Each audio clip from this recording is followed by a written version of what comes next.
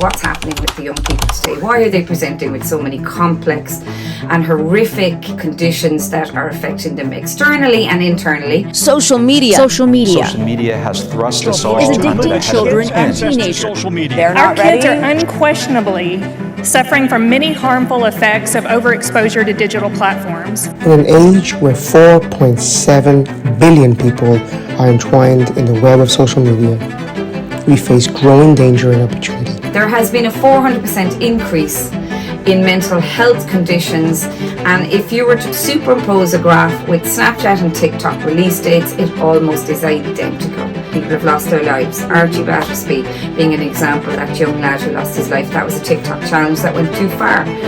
Meet Jackie. She's an expert in internet safety and a gifted communicator. She's passionate about seeing young people take control of their digital health and make smarter choices online. Every single social media platform already has the capability whereby it should be impossible to open an account if you're not the right age. It's there already. They're not interested in using it because they're making too much money. But technology isn't all bad. We're able to book our flights, banking online, information that we can filter through. Google Maps, couldn't do my job without it. We see it as hugely beneficial. But if you're a teenager and you're on social media for 6 hours a day, I would struggle to think of one single positive. You are really the one responsible for your child. There's this overwhelming responsibility being thrown on their shoulders. So they don't really know how to deal. Help is here. Part of taking away the fear is understanding how it works. So I'm going to give you one massive tip.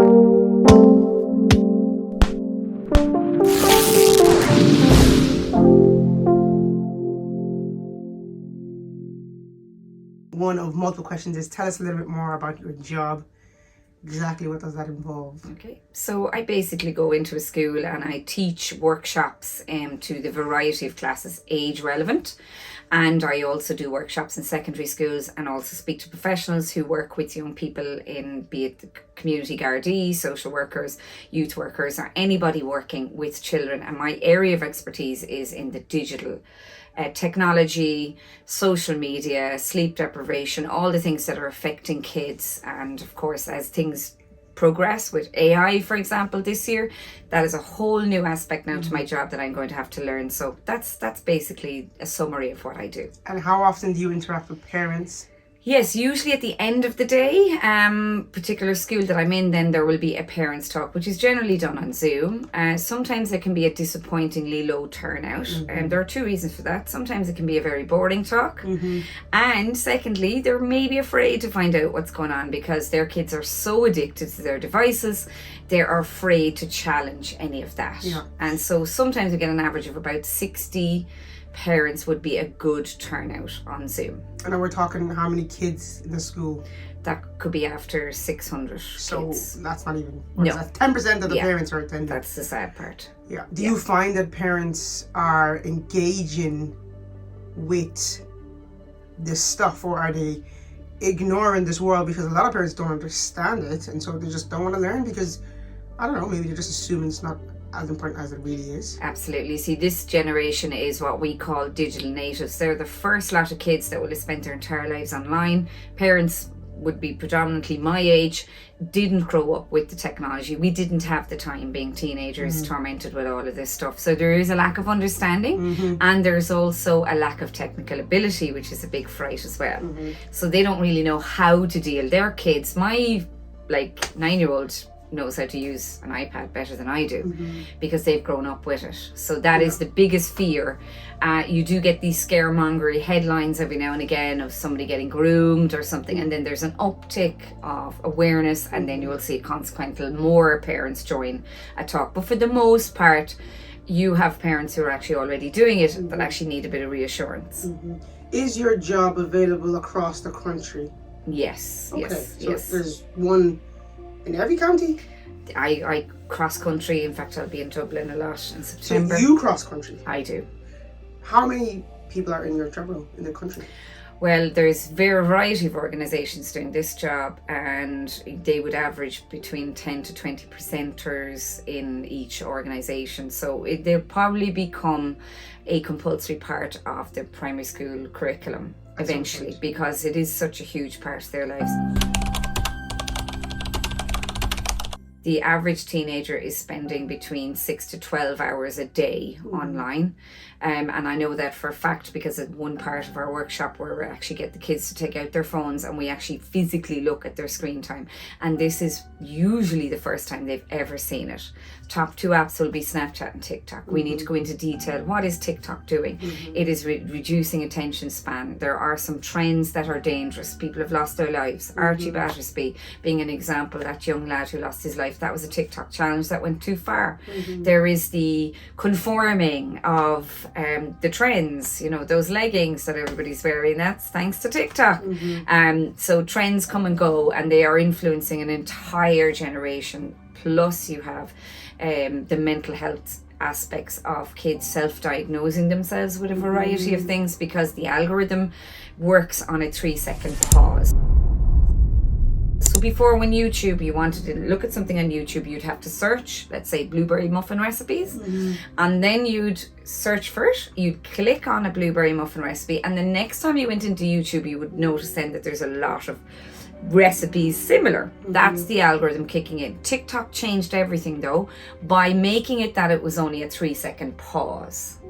You didn't have to search, you didn't have to click. It's a 3-second pause. The algorithm kicks in, registering your interest. So I then asked the kids, has anyone seen a video of anyone crying recently? Most of the hands will go up. I said, now if you spent more than 3 seconds on that, then your feed now is full of people expressing their despair and their depression. Wow. That is leading then, there has been an increase in Tourette's in the UK, and the top neurosurgeon in the UK came out to say that we are now believing that there may be a social contagion reaction to social media as well, because when somebody presents with Tourette's, you advise them to not mix with other people with Tourette's, because it triggers more. They don't fully understand why, but that is what they've noticed. Now there are Tourette's influencers, and now they're seeing an uptick.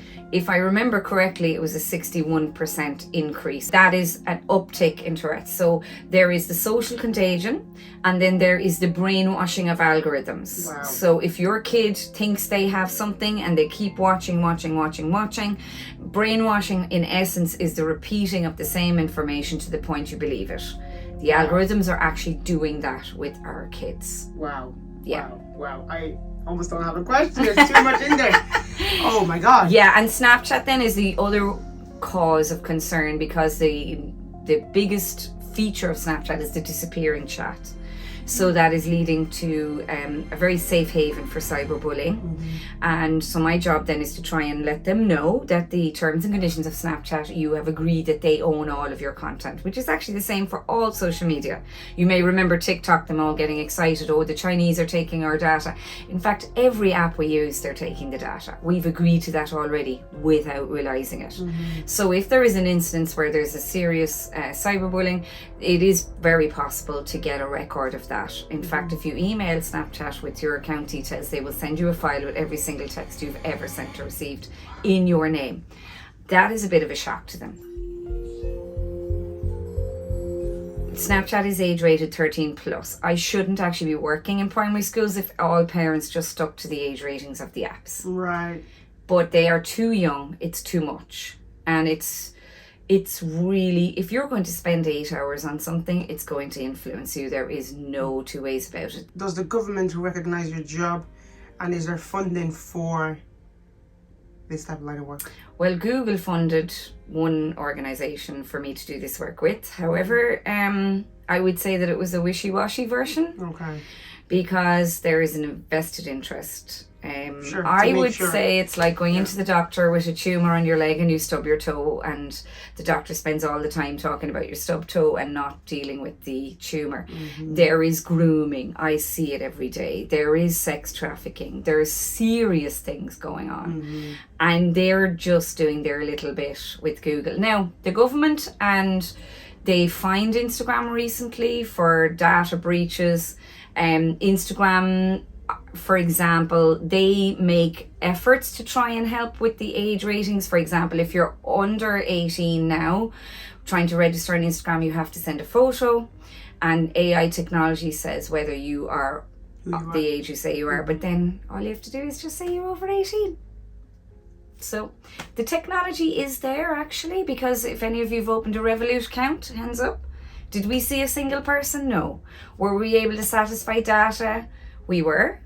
We were able to validate our age, or we were able to do that without seeing a single person. So therefore, every single social media platform already has the capability whereby it should be impossible to open an account if you're not the right age. It's there already. They're not interested in using it because they're making too much money. So ultimately, the parents you are really the one responsible for your child. Mm-hmm. I was at Google headquarters in Dublin last year, and the head of the safety and security said if your child has a device, you must supervise them. Yeah. So there are only two approaches to the digital age. You can either go off grid and live in a desert island with no internet. Good luck. Not possible. Or the other approach is a unsupervised access to the internet, which is what I mostly see. But ultimately where we want to be is a supervised access to the internet. And so I'm going to give you one massive tip. Google Family Link. You put that on all your devices, everything is screened. What's your response to any parent who feels attacked? And by that I mean who feels like there's this overwhelming responsibility being thrown on their shoulders to monitor kids who don't want to be monitored, to monitor kids who are doing everything possible in their power to not be monitored, and who are actually very tech savvy, way more than their parents. The parents are feeling very underwhelmed in their skills to keep up. Mm-hmm. I mean, some of these parents are asking their kids to set up passwords to their own phones, let alone to the kid's phone. That's true. How can they get equipped, or if they feel overwhelmed and so they then respond by doing absolutely nothing? Mm-hmm. What's your take? Well, it's a little bit like when the genie is out of the bottle, it's very hard to put it back in. So I get parents come to me and say my 15-year-old is, and there is a point where it's probably not safe to take the phone. There's a certain amount of batten down the hatches and hoping for the best. What I'm really hoping to do with my job is to get there before that starts. If you, from the very get-go, decide, you and your partner, this is what we're going to do. There are things, WebWise have contracts, social media contracts, phone contracts. And the idea is that you let it out a little bit at a time. For example, my 9-year-old plays the PlayStation, but it's offline. If your child gets used to playing online, they won't want to go offline. It's, I would say, almost impossible to go backwards. If you're brave enough, off you go. But I would say, see your 6-year-old, sit down, yourself and your partner, and decide when are they going to get a phone, what apps are we going to allow them to have. Google Family Link. My kids are used to the level of access they have online. As they get older, they get a little bit more. As they get older, I make sure they understand why they're not getting it and why they will be getting it, and there's peace in my house because that's the way it is. Mm-hmm.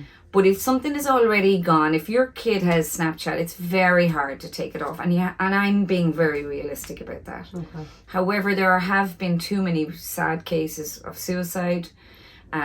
There's too many cases of anorexia. There's a fantastic ad done by Dove. It shows the deterioration of a beautiful child to the point of starving herself to death, and the role that social media played in that.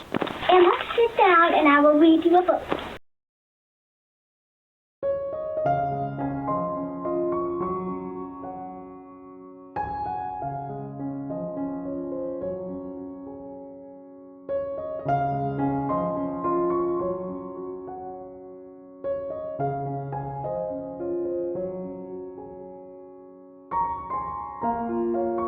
You owe it to protect them. Decide what your battle is, and agree that you're not going to be divided. I also say you don't need to be both on the same sheet, weirdly. Whoever is the stricter one, let them be in charge.